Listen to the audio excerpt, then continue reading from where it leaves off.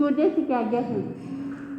आत्मबंधु, अनंत ज्ञानी, अनंत दर्शी, तीर्थंकर प्रभु की वाणी साधक को तिराने वाली है, आत्म कल्याण कराने वाली है।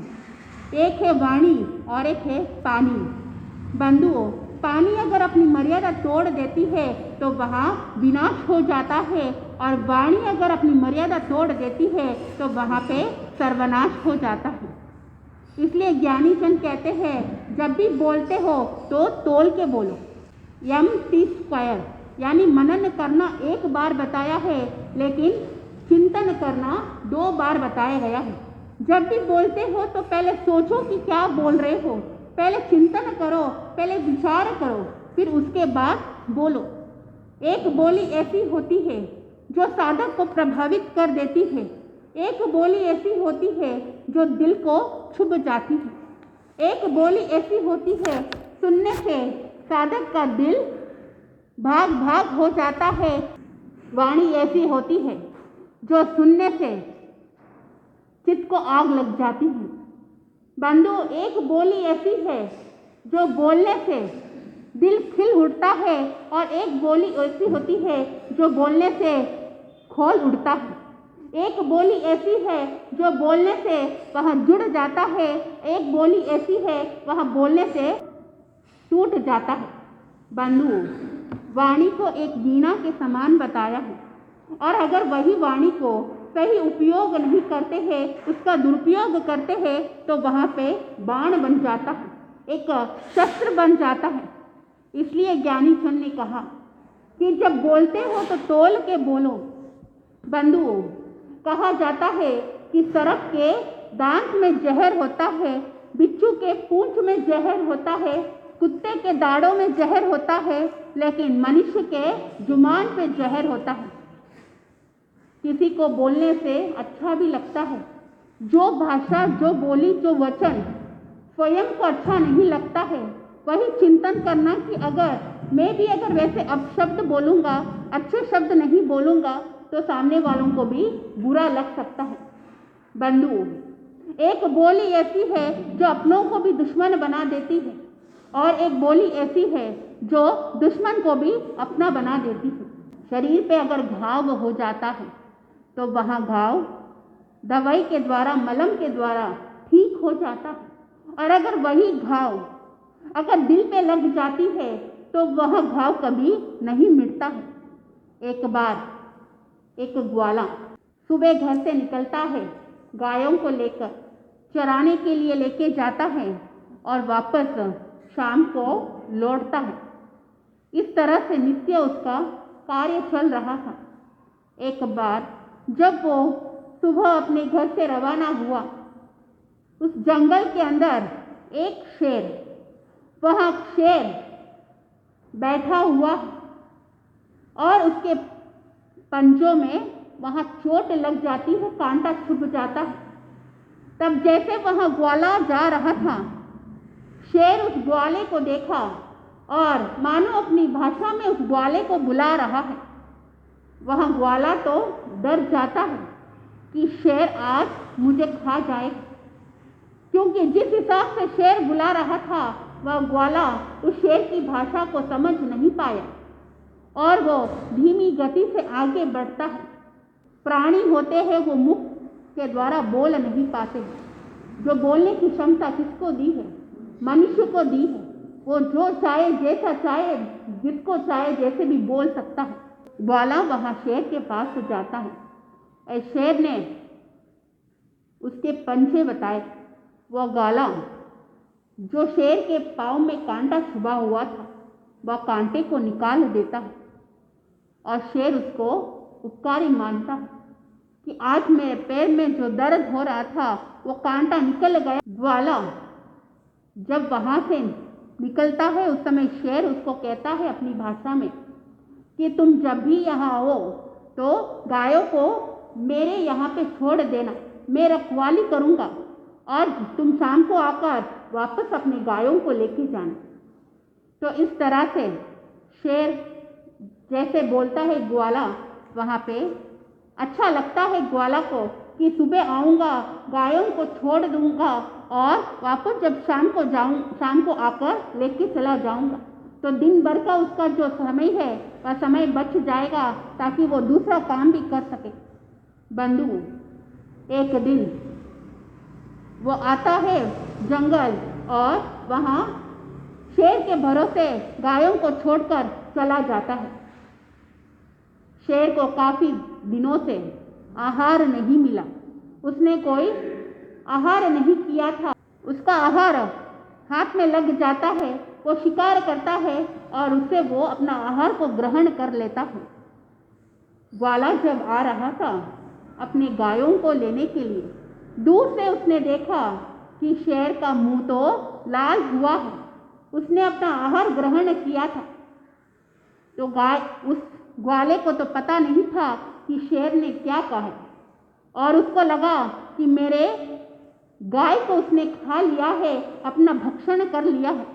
तो वो दूर से ही बोल देता है, हाड़ खाऊं, यानी हाड़ खाने वाला। जब ये शेर सुनता है उसको बहुत बुरा लगता है। जब ग्वाला उधर आता है तो उसकी गाय नहीं रहती है, तो उस ग्वाले को लगा कि शेर ने गाय को खा ली। लेकिन बंधु, वह गाय तो दूसरी जगह चरने के लिए चली गई थी। वापस वो लौट के आती है। उस समय ग्वाला ने देखा मेरी गाय तो सुरक्षित है, इस शेर ने कुछ भी नहीं किया। वहाँ बहुत बुरा लगता है, लेकिन मुंह से वो वचन निकल जाते हैं कि हाड़ खाऊं। वह शेर उस ग्वाले को अपने निकट बुलाता है और कहा कि तुम्हारे हाथ में जो चाबुक है उससे मुझे मारो। वह डरता है कि मैं नहीं मारूंगा, लेकिन शेर अब जोर से कहता है कि तुम मेरे शरीर के ऊपर प्रहार करो। और वो ग्वाला जैसे ही प्रहार करता है, वह शेर कहता है 6 महीने के बाद तुम वापस इसी स्थान में आकर मुझसे मिलना। वह ग्वाला अपने गायों को लेके चला जाता है। 1 दिन व्यतीत हुआ, 2 दिन व्यतीत। शरीर के ऊपर जो घाव लगे थे, वहाँ नदी के किनारे जाकर वह मिट्टी के ऊपर वह लोट-पोट करता है। बंधुओं, आज नेचुरोपैथी के अंदर चिकित्सा बताई है मड चिकित्सा, यानी मिट्टी के द्वारा वहाँ पे चिकित्सा की जाती है। ये जो चिकित्सा है नेचुरोपैथी के अंदर, ये प्राणी के द्वारा आए हुए हैं। वह शेर मिट्टी में लोट-पोट करता है पूरे 6 महीने और उसका जो घाव है वह घाव ठीक हो जाता है। 6 महीने के बाद शेर ने उस ग्वाले को कहा था कि इसी जगह पे आके मिलना। वह ग्वाला आता है शेर के पास और शेर अपनी भाषा में कह रहा है कि तुम मेरे इस शरीर के ऊपर देखो, जो घाव तुमने दिए थे वह मिट गए हैं, लेकिन तुमने जो अपने वचनों के द्वारा जो शब्द बोले हैं वो आज भी दिल में छुप रहे हैं। इसलिए ज्ञानी जन कहते हैं कि शरीर का घाव तो मिट सकता है, लेकिन जो घाव दिल पे लग जाती है वह घाव मिटता नहीं है। इसलिए जीवन के अंदर किसी के साथ अगर बातचीत करते हो, बोलचाल होती है, तो उस समय मीठी वाणी बोलनी चाहिए। पानी जितना गहरा होता है वहाँ गंभीर होती है, और वही अगर पानी कम रहता है तो वहाँ पे उछलता है। वैसे ही जिस व्यक्ति के जुबान अगर मीठी होती है वहाँ पे प्रेम भाव बढ़ता है, सद्भावना बढ़ती है। और वही अगर वाणी में खटास होती है, खराश होती है, तो वहाँ पे कलह बढ़ती है, अशांति होती है। बंधुओं, एक बार एक राजा की पुत्री थी सुशीला। राजा की पत्नी का देहांत हो जाता है। राजा ने दूसरी शादी कर ली और उसने भी एक कन्या को जन्म दिया। वह सुशीला बहुत ही सुशील थी, उसके बोलचाल में मिठास थी। वहाँ पे बंधुओं किसी से भी बात करती है तो सामने वालों को बहुत अच्छा लगता था। संस्कारी भी थी और दिखने में भी रूपवान थी। लेकिन जब दूसरी शादी की, उसकी जो बेटी वहाँ पे थोड़ी सी कुरूप होती है, बोलचाल भी उसकी अच्छी नहीं रहती है। तो हर लोग जो भी आते हैं तो उसको सुशीला को बहुत पसंद करते। रानी ने सोचा, अगर सुशीला इस संसार के अंदर नहीं रहेगी तो सब लोग मेरी बेटी से बात करेंगे, मेरी बेटी को पूछेंगे। बंधुओं, वह भावना कैसी थी? वह भावना अच्छी नहीं थी। एक बार वह सुशीला को बुलाती है और कहती है कि तुम पीछे जाकर कुएं में से पानी लेके आओ। वह सुशीला जाती है कुएं के पास, देखा कि कुआं भी है, बाल्टी भी है और रस्सी भी है। वो उस रस्सी से बाल्टी को बांधती। बंधुओं, जैसे ही वो बाल्टी उस कुएं में डालती है, वहाँ पे एक बुढ़िया आती है। उस बुढ़िया ने कहा कि मुझे पानी पिला दो। तब वहाँ सुशीला कहती है, माँ जी, मैं पानी निकालती हूँ, उसके बाद मैं आपको पिला दूँगी। इतने मीठे स्वर। वापस थोड़ी देर के बाद वो बुढ़िया कहती है कि पानी पिला दो। तब वहाँ सुशीला कहती है कि माँ जी, अभी पानी निकलने में समय लगेगा, तो जैसे ही निकल जाएगा पानी, मैं आपको पानी पिला दूँगी। वहाँ पानी निकालती है कुएं में से और उस बुढ़िया को भी पानी पिला देती है। और जब वो घर लौटती है, उस समय उस बुढ़िया ने उस सुशीला को 2 वरदान दिया। जब भी तुम बोलोगे, ऐसा मानो कि तुम्हारे मुंह से रत्न झड़ रहे हैं, और जब तुम हंसोगी, उस समय फूल खिल रहे हैं। वहाँ सुशीला लौट जाती है और रानी को कहती है, अपनी माता जी को, कि मैं पानी भर के लेके आई हूँ। जैसे ही उसने देखा कि इसका रूप तो और ज़्यादा सुंदर हो चुका है पहले से भी, और ये जैसे ही बोल रही है, मुझे क्यों ऐसा लग रहा है कि रत्न जड़ रहे हैं, और ये जब हंसती है तो फूल खिल रहे हैं। तब वहाँ सुशीला को पूछा, क्या बात है? तब वह सुशीला कहती है कि आप ही ने तो मुझे भेजा कुएं के पास पानी लाने के लिए, और वहाँ पे एक बुढ़िया आई थी, मुझे ऐसा वरदान दी। रानी ने सोचा कि मैं भी अपनी बेटी को भेजती हूँ। तो वो अपनी बेटी को बुलाती है और उसने भी अपनी बेटी को कुएं के पास भेजी।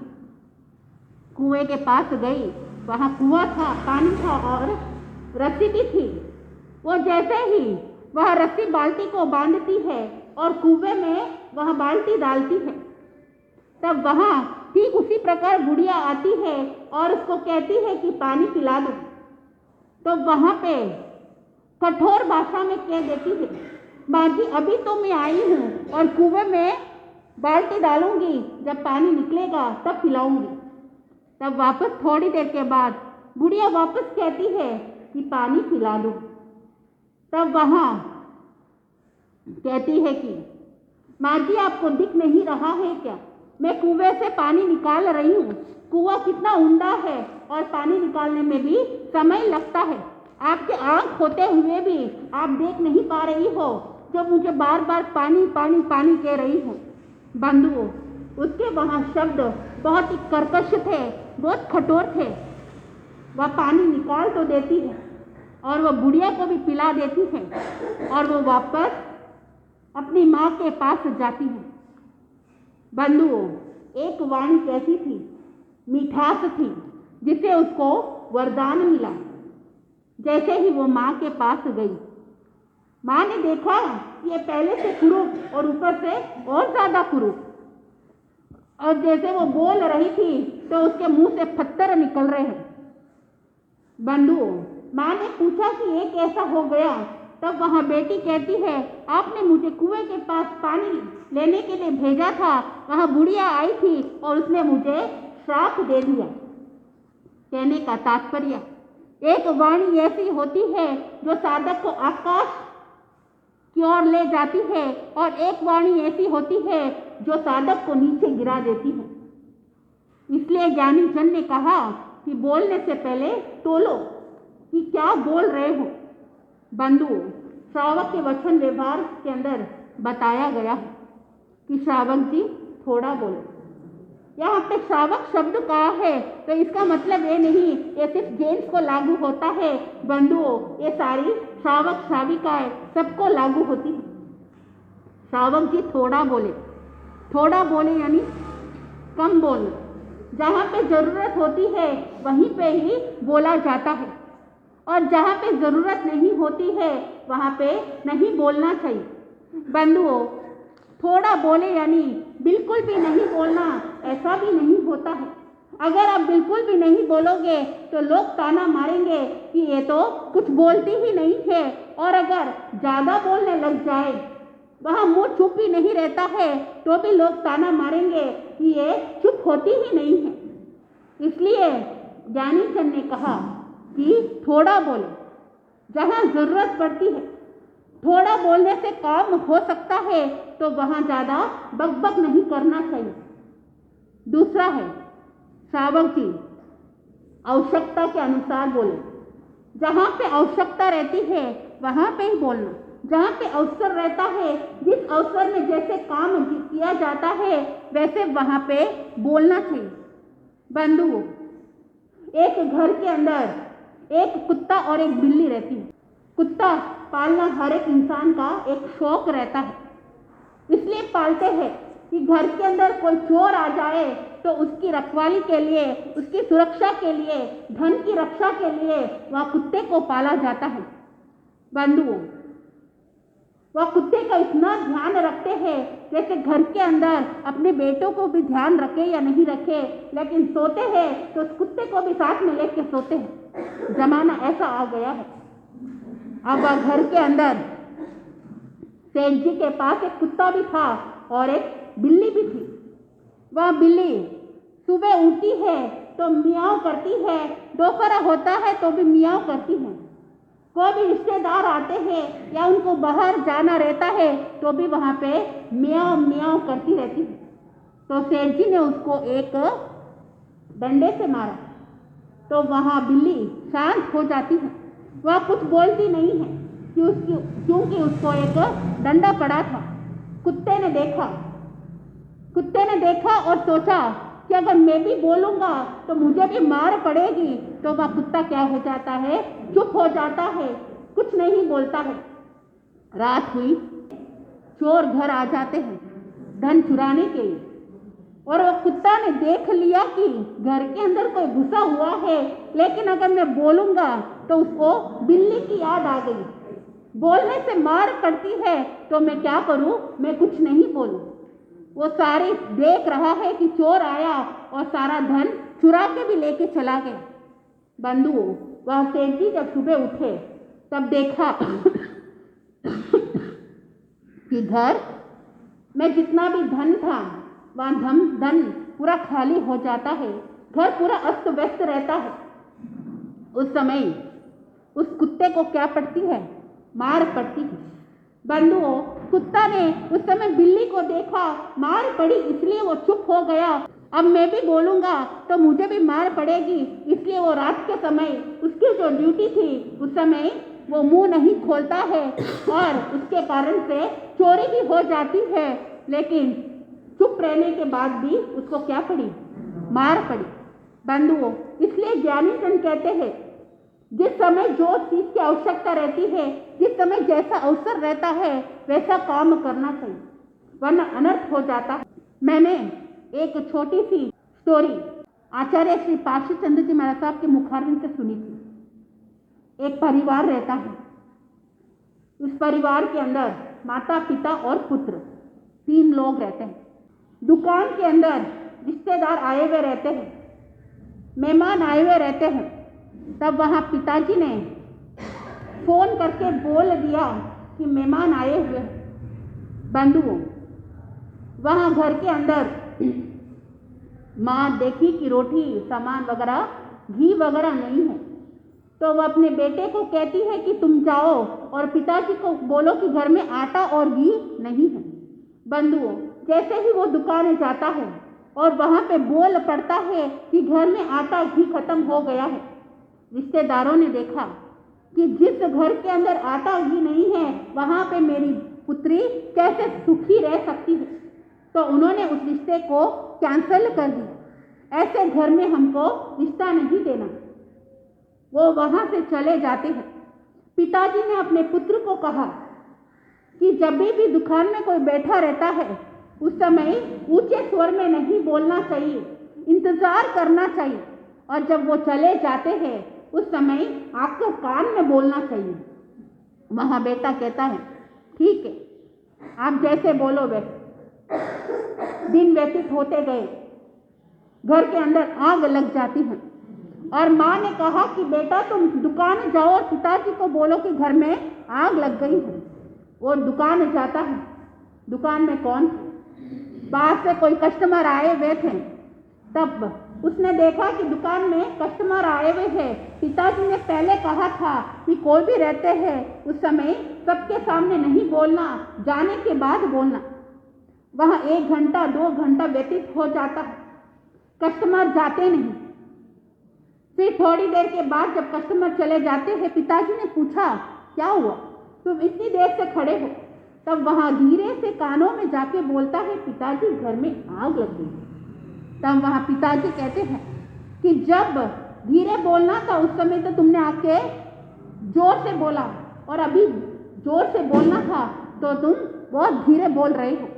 बंधुओं, इसलिए ज्ञानी चंद कहते हैं कि जहाँ पे जैसे आवश्यकता रहती है, जैसे अवसर रहता है, वैसा ही बोलना चाहिए। और जब अवसर रहता है तब नहीं बोलते हैं तो भी वहाँ काम खराब हो सकता है। आगे के श्रावक के वचन व्यवहार जो बताया गया है, जैसे जैसे समय रहेगा वैसे आपको बताया जाएगा। मैं अपने शब्दों को यहीं पे विराम देती हूँ।